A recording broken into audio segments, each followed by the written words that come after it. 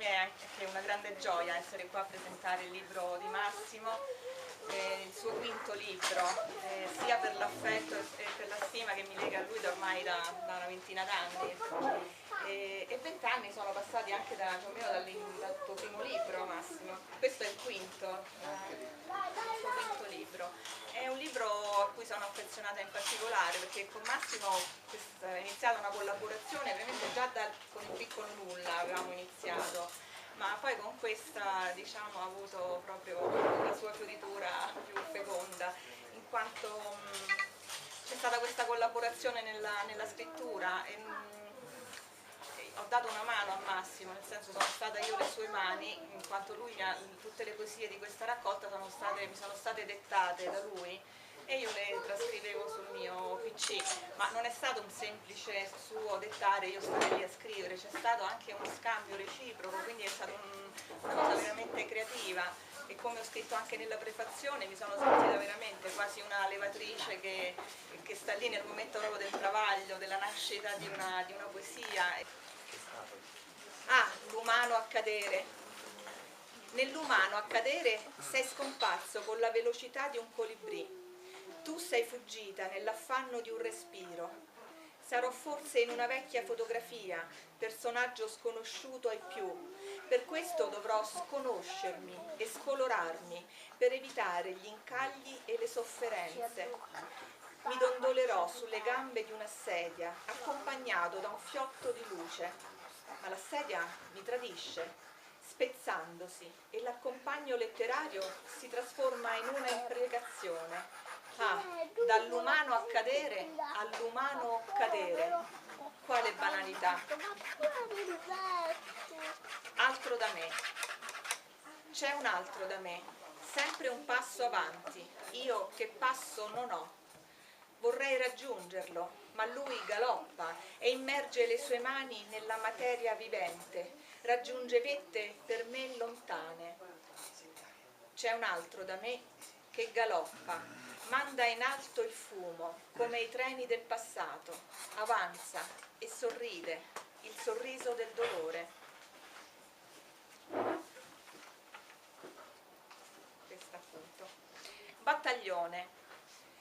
Un battaglione di poeti avanza con le baionette innestate per uccidere non la prosa o la realtà, né gruppi di idraulici, né eserciti di elettricisti, ma fanno fuori altri poeti, cadono infilzando miseramente la terra raccolti da uomini che sono i reali costruttori di versi, i Dorando Petri della vita, gli Enrico Toti della parola mancata. Non è vero che bisogna mettere dei fiori nei cannoni e nei fucili, non ci crede nessuno e la parola poetica, come un fiore, fa il solletico al petto del nemico. Caro poeta, chiuditi un poco in te stesso a pensare e gioca con la tua anima come fosse un'innocente biglia. La raccolta poetica di Massimo Miccoli sembra volerci suggerire, già nel verbo accadere del titolo, il suo riferire di fatti, di emozioni, di mutazioni dell'essere non propriamente piacevoli e da ascrivere a cose dell'umano, della storia personale dell'autore, conseguenti ad un caso non del tutto benevolo.